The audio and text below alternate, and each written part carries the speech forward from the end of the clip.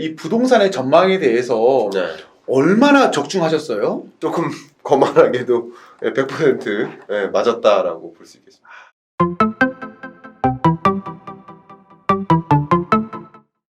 네, 안녕하세요. 안녕하세요. 네, 오늘은 경제를 읽어주는 남자 네. 김광석 교수님을 모시고 제가 이렇게 네. 오늘 인사드리겠습니다. 네. 교수님 간단 인사 부탁드리겠습니다. 아, 예, 안녕하세요. 경제 읽어주는 남자 김광석입니다. 반갑습니다. 교수님께서 오늘 바쁘신데 이렇게 오셔서 네. 너무 감사합니다. 아니요, 초대해 주셔서 너무 감사합니다. 네. 이 저도 같은 경우에도 경제에 대해서 관심도 많기도 하고 부동산이라는 게 또 보면은 경제랑 밀접한 관계를 두고 있잖아요. 네네. 근데 저는 늘 그런 궁금증도 있고 그런 갈증이 있어요. 네. 경제 전문가분들을 보면은 약간 어떻게 보면은 약간 뭔가 끼워지는 듯한 끼워 맞추는 듯한 느낌도 많이 들긴 하거든요. 네. 근데 교수님의 이런 책이라든지 많은 걸 보면은 네. 그런 느낌이 전혀 안 들었어요. 네. 네. 아, 감사합니다. 그래서 제가 이제 그걸 보면서 교수님께서는 그런데 이 부동산의 전망에 대해서 네. 얼마나 적중하셨어요? 예측에 대해서 네. 뭘 보시면은 늘 예측을 내시잖아요. 네네. 뭐 적중은 뭐 다 맞았던 것 같습니다. 아, 네. 어떻게 다 이게 맞을 수가 있죠? 이게 경제 전망서는 말 그대로 경제를 전망한다라는 그 단어 자체, 이 정의가 내년에 GDP가 얼마나 증가할까, 경제 규모가 얼마나 커질까, 경제 성장률을 전망하는 거예요. 경제가 커지면서 경제의 한 부품 혹은 경제의 한 부분 이렇게 생각하시면 좋겠죠. 그 부분도 같이 커지거나 영향을 받겠죠. 그러니까 여러분들이 주식 투자를 하거나 아니면 뭐 부동산 투자를 하거나 네. 뭐 그 밖에 다른 간접 투자 모든 투자 방식도 결국은 경제의 한 부분품이잖아요. 그렇죠. 그렇죠? 네, 어떻게 맞습니다. 보면 산 속에 나무들이 있듯이 네. 부동산도 어떻게 보면 경제라는 큰 산 속의 나무에 해당돼요. 네네네. 어쩌면 지금까지 족장 TV에서 네. 부동산 그 자체 네, 맞습니다. 나무를 많이 들여다 보셨다면 어쩌면 저랑은 좀 더 그 나무가 있는 큰 틀, 숲을 좀 보시는 그런 계기가 되실 거라고 저는 생각을 하고 있고요. 네. 역시 경제를 전망한다라는 것처럼 부동산을 전망한다. 그럼 이제 매년 이 경제 전망서에 부동산 전망 편이 있습니다. 아. 근데 기본적으로 부동산 전망을 한다라는 것은 이제 목표하는 지표가 있을 텐데 저는 평균 아파트 매매 가격입니다. 평균 아파트 네. 매매 가격. 전국 평균 아파트 매매 가격의 상승률을 전망하는 거예요. 근데 그 그래프가 여기 있지 않습니까? 네.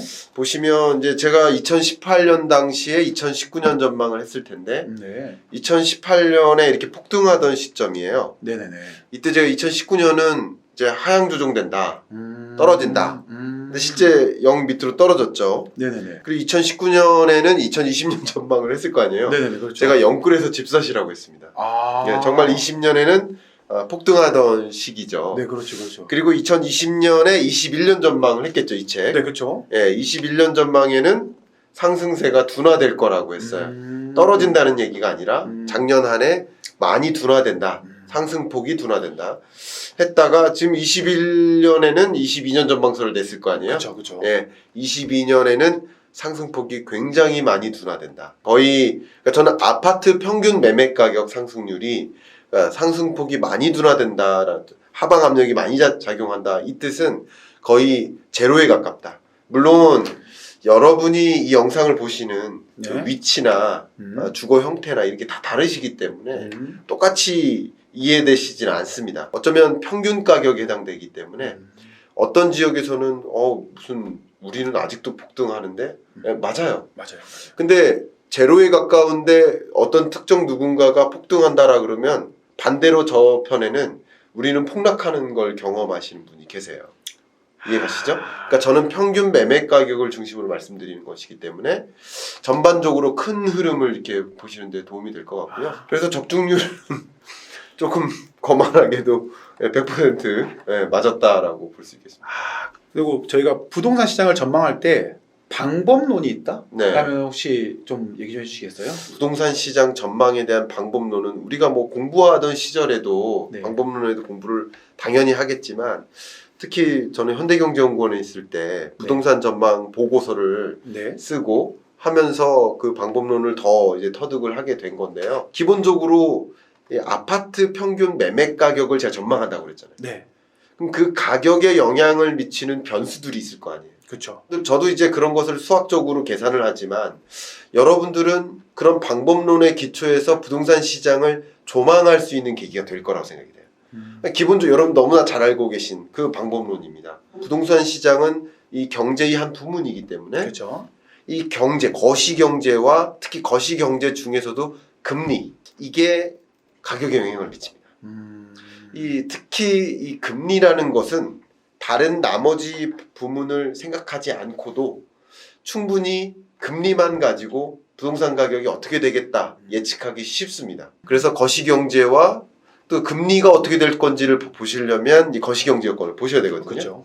그래서 이 거시경제와 특히 금리라는 면이 중요한 아파트 매매 가격 상승세를 영향을 미치는 요인이고요. 그 다음 여러분 너무나 잘 아시는 수요와 공급이에요. 수요 측면, 공급 측면. 이것을 또 보셔야 됩니다.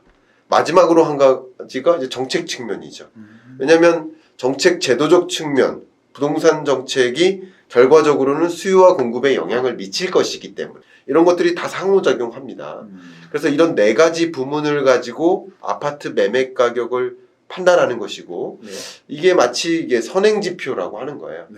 그 선행지표들을 보면 결과적으로 이 후행지표, 이 지표가 어떻게 움직일 건지를 판단하는 것인데 여러분들도 그런 산수적으로 수학적으로 통계적으로 계산하시라는 것이 아니라 이 네 가지 틀을 가지고 부동산 시장을 보기 시작하신다면 훨씬 더 보시는 시야가 생기실 거라고 저는 생각을 합니다. 그런 의미에서 좀 공유해드리고 싶어요.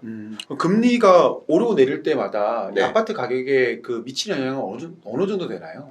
자명합니다. 저는 한 아파트 매매 가격에 영향을 미치는 주된 변수로서 금리 혼자서 적어도 한 기여도가 70% 된다. 70% 된다. 이렇게 보고 있습니다. 금리가 높냐 낮냐 이게 더 중요한 게 아니라요. 이것도 중요합니다만 더 중요한 것은 금리가 올라가는가 떨어지는가 그 추세가 더 중요합니다. 지금은 이제 올라가는 추세잖아요. 그렇죠. 그랬을 때는 어떻게 되는 거죠? 그래서 제가 이 매년 경제 전망서를 발간할 때마다 많은 비중을 이제 포커스를 두는 것이 금리 전망이에요. 그러니까 여러분들이 부동산 시장을 보실 때 금리 전망을 배제한 채 감히 이제 판단하시면 안 되겠다라고 의견을 좀 드려보고 싶어요. 제가 이 커피를 산다 그러면 작년에 1,000원 주고 이 커피를 샀단 말이에요. 근데 올해는 이 커피 사려고 보니까 2,000원 달라고 해요. 그렇죠. 그러면 이 커피 가격이 어떻게 된 겁니까? 가격이 올라간 거죠. 그렇죠. 2배로 올라갔죠. 그렇죠. 근데 이 커피의 본연의 가치도 올라갔나요?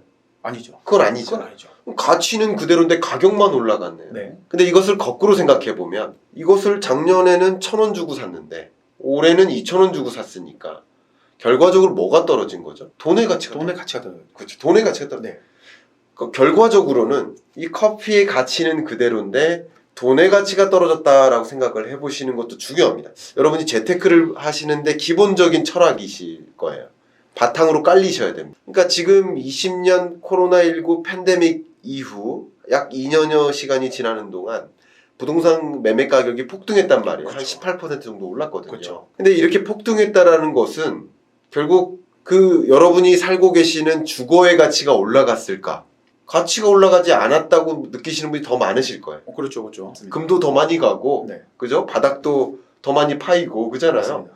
오히려 노후화됐는데 왜 가격은 상승했을까? 그것은 주택 가치, 그 어떤 내구재라고 해볼까요? 네. 내구재는 아닙니다만, 내구재라고 해보면 그 가치, 본연의 가치는 떨어지는데, 마치 자동차 사면 신차가 중고차 되면서 떨어지잖아요. 그렇죠. 그래야 감가상각이 있잖아요. 네. 그런데 왜 주택 가격은 오를까? 그 주택은 내구재가 아니라 자산이기 때문에 그래요. 그 자산 가치가 왜 올랐을까? 저는 단연컨대 돈의 가치가 떨어져서다. 그러니까 금리의 향방을 보셔야 되는데 금리를 그러면 왜 인하하는지를 보시면 좋습니다. 중앙은행이 금리를 인하하는 이유는 경기를 부양시키는 거예요. 금리를 낮게 유지했을 때 기업들이 적극적으로 투자하거든요. 그렇죠. 그리고 소비도 진작되거든요. 그렇죠. 그러다 보면 일자리도 더 늘고 금리를 최대한 낮췄을 때 그러니까 이런 글로벌 금융위기나 팬데믹 경제 위기, IMF 외환 위기 이런 위기 때마다 금리를 제로 금리로 떨어뜨려요. 그렇죠. 미국도 보면 우리나라도 그렇고요. 있는 힘껏 떨어뜨려요. 경기를 부양시키는 거죠. 근데 이제 22년에 제 거시경제를 봐야 된다는 이유는 제가 회귀점이라고 써놨잖아요. 네네네. 코로나19 이전 수준으로까지 회복된다는 거예요. 경제 규모 면에서. 그 전에까지 그 정도까지. 그러니까 20년에 움푹 패였다가 21년, 22년 회복되다가 이제 19년 이전 수준의 경로까지 회복되는 거예요. 그만큼 경제가 회복되는 국면이에요. 물론 모두가 회복되는 건 아니고요. 주로 그렇죠. 선진국 중심으로 회복됩니다. 그러니까 이렇게 회복되다 보니까 당연히 회복되는 만큼 충격일 때 제로금리 도입했다면 회복기에는 금리를 정상화해야겠죠. 정상화하죠. 그러니까 지금 정상화하는 과정인 거예요. 금리를. 그렇죠. 그렇죠. 경제 회복되니까. 예. 그러니까 전혀 달라진 국면이잖아요. 충격일 때와 회복 국면이. 그러니까 금리를 정상화하는 국면을 여러분 들여다보셔야 돼요. 아, 그러니까 경제가 회복되는구나. 그럼 중앙은행들은 그에 걸맞는 기준금리를 도입하겠구나. 그렇죠.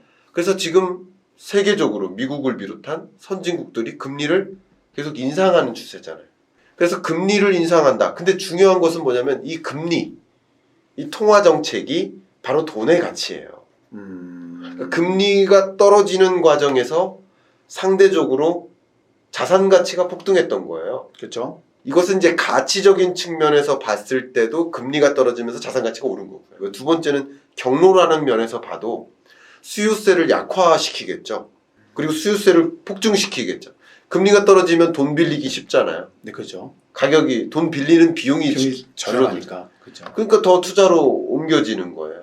그리고 그걸 어떻게 보면 용인한 거예요. 부동산 가격 상승을 용인한 거예요. 왜냐하면 지금은 부동산 가격도 잡아야 되지만 경기 진작이 더 우선이니까. 그렇죠. 더 회복을 시켜야 되는 거니까. 그렇죠. 그러니까 금리를 인하했었던 거고 이제는 경제가 회복되니까 부동산 가격도 좀 잡아야 되고 물가도 잡아야 되고 그리고 정상적인 기준금리가 있어야 여러 가지 경제 여건이 또 제대로 돌아가거든요. 그러니까 낮은 금리 아니고도 경제가 제대로 순환하겠다라는 판단인 거예요. 그러니까 금리를 정상화하는 과정. 다시 말하면 이제 돈의 가치가 올라가는 과정. 그럼 당연히 자산 가치는 하방 압력을 받는 과정.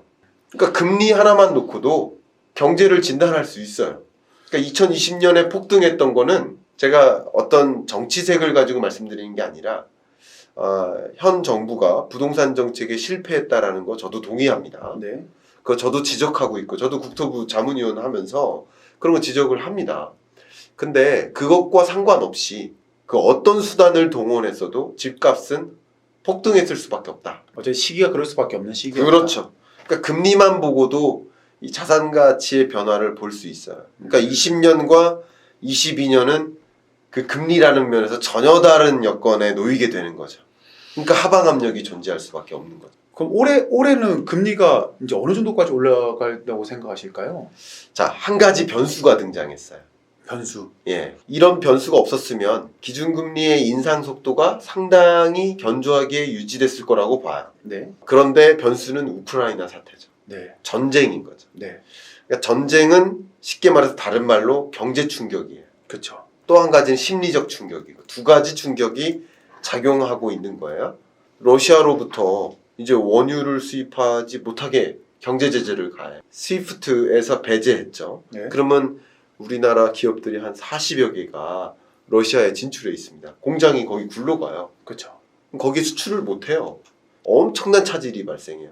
또 스위프트에서 이 러시아를 배제하게 되면 대금도 원활히 받지 못해요. 그럴 수밖에. 그러니까 이런 것처럼 실물 경제 충격으로 와요. 또 러시아랑 경제적인 교류를 하지 마라 라고 하면 우리나라 수출 대상국 12국이고 우리나라가 러시아로부터 수입을 하는 이 수입국 중에 9위예요. 근데 그 중에 가장 많이 수입하는 게 원유라든가 나프타라든가 이런 에너지 원자재들이에요. 또 철, 비철금속들, 구리, 알루미늄. 그러니까 이런 거 러시아로부터 수입하지 마가 돼요. 그러고 있잖아요. 그렇죠. 지금. 그렇죠. 네. 그럼 수입하지 않으면 어떤 문제가 발생할까요? 현재 가장 중요한 거시경제의 차질을 빚고 있는 그 문제덩어리, 네. 그 과제, 그게 공급망 병목 현상인데 많은 건설사들이 철을 구하기 힘들어가지고 건설을 못해요. 지금 그래서 못하는 거 많잖아요. 예. 못하겠다. 가동률이 제대로 못 나와요. 자동차 공장이라든가 가전제품 공장, 뭐 삼성전자 같은 모바일 사업부라든가 제가 사실 이런 기업들 다 저랑 만나고 있거든요. 근데 다 그게 애로사항들이에요. 근데 그 공급망 차질이 더 가중된다는 거예요. 그렇죠. 자, 이게 경제 충격으로 작용하잖아요. 그래서 금리를 계속 인상하려던 스탠스에서 전쟁이 발생하니까 이 경제 충격을 감안해서 금리를 인상하면 안 되겠다라는 판단. 그래서 지난 2월 달에 기준금리 인상을 안 했죠. 그렇죠. 중앙은행이 네. 동결을 했죠. 그리고 3월 달에는 우리나라 금통위가 아예 없어요. 근데 FOMC는 있어요. 미국은 결정을 해요. 그러니까 그거 봐서 뭐 4월 달 정도에 한다든가 여부를 할 텐데 결정할 텐데 근데 이 전쟁이라는 변수 때문에 금리 인상의 속도가 갑자기 멈춘 거예요. 그래 금리 인상의 스탠스는 있습니다. 굉장히 복잡한 산식이 갑자기 생긴 겁니다. 그래서 금리 인상 스탠스가 좀 잦아들었어요. 다만 이 전쟁 우려보다도 경제 회복 속도가 더 강하기 때문에 금리 인상 속도가 줄어들었을 뿐이지 금리 인상이라는 그 스탠스는 어느 정도 유지될 겁니다. 미국도 마찬가지. 그러면 저희가 이제 스태그플레이션이라고 해서 보면은 경제가 침체라는데 불구하고 이제 물가가 계속 오르는 상황이라고 하는 거잖아요. 그렇죠. 그랬을 때 우리가 부동산 실물 자산에 미치는 영향이 있을까요? 네. 이 스태그플레이션 그 자체가 부동산 시장이나 실물 자산에 직접적인 영향을 미친다라고 해석하기는 좀 어려워요. 그건 어렵지만 이 스태그플레이션 상황에서 어쨌든 인플레이션이니까 네. 이 스태그플레이션이라고 지금 말씀드린 게 아니라 지금 우려가 되는 상황인 거고 성장률이 어느 정도 받쳐만 주는지를 한 번 더 모니터링 하셔라 라는 말씀이고 어쨌든 지금은 인플레이션으로 가는 시대 그러니까 금리를 인상하는 그 움직임을 보셔라라는 것이고 어쨌든 경제 성장이 뒷받침되고 실업률도 괜찮아지면 금리 인상 속도가 더 빨라질 것이기 때문에 이게 결국 실물 자산의 하방 압력으로 더 작용할 수 있겠구나. 이게 금리를 보실 때는 스탠스가 이렇습니다. 어제 올리고 내일 내리는 게 아닙니다. 그렇죠. 기준금리는 그런 위기 상황이 아니면 통상 우리나라도 8번 의사결정을 합니다. 올릴지 내릴지. 그 스케줄은 이미 미리 발표합니다. 한국은행 홈페이지 들어가시면 있어요. FOMC 홈페이지 가면 다 나옵니다. 언제 그 회의가 있는지 미리 발표를 해요. 그럼 그 회의 때 금리를 올릴지 내릴지 아니면 동결할지를 결정하는데 그러니까 어제 올리고 오늘 내리는 게 아니에요. 기준금리는 한번 비행기가 이륙하면 한동안 나는 거예요. 그리고 한동안 착륙을 위해서 가고 착륙하면 한동안 또 착륙해서 머무는 거예요. 그러니까 스탠스의 변화이기 때문에 지금은 어쨌든 그 스탠스는 기준금리 인상이라는 스탠스예요. 어쨌든 인상이라는 기조는 계속 갈 것이기 때문에 그 인상이라는 스탠스 하에서 자산 가치의 하방 압력이 계속 작용할 수 있겠구나. 수요와 공급은 또 다른 요소이기 때문에 이걸 가감해 봐야 됩니다. 지금부터. 가감해 봐야 되겠지만 이 금리 인상 스탠스 속에서는 여러분들의 구매 의사도 떨어뜨려요. 그걸 볼 수 있는 가장 대표적인 지표가 주택가격 전망 CSI예요. 그러니까 저의 전망도 중요하지만 여러분 개개인의 전망을 취합하는 거. 마치 우리 대선 후보들의 지지율 같은 거 조사하듯이 네네. 한국은행에서는 주택가격 전망 CSI를 발표해요. 매월. 그 CSI를 기준으로 여러분 우리 전 국민들의 주택 구매하고자 하는 아니면 여러분들이 주택가격 떨어질 거야 라고 전망하시는지 네. 개개인들의 의사를 지표로 만들어 놔요. 매월. 그렇죠. 그래서 네, 매일 기사도 매월. 나오잖아요. 네. 그게 계속 떨어지고 있어요. 음. 이것은 이 거시경제나 기준금리 스탠스와 무관하지 않아요. 그게 결국 수요와 공급에 영향을 미친다는 거죠. 이런 과정에서 건설사들이 적극적으로 뭐 만들어내고 싶겠어요? 아니란 말이죠. 그럼 공급은 팔고는 싶어요. 그걸 사고 싶진 않아요. 그러니까 수요 공급에 또 역시 영향을 미치고 거시경제 변수들이.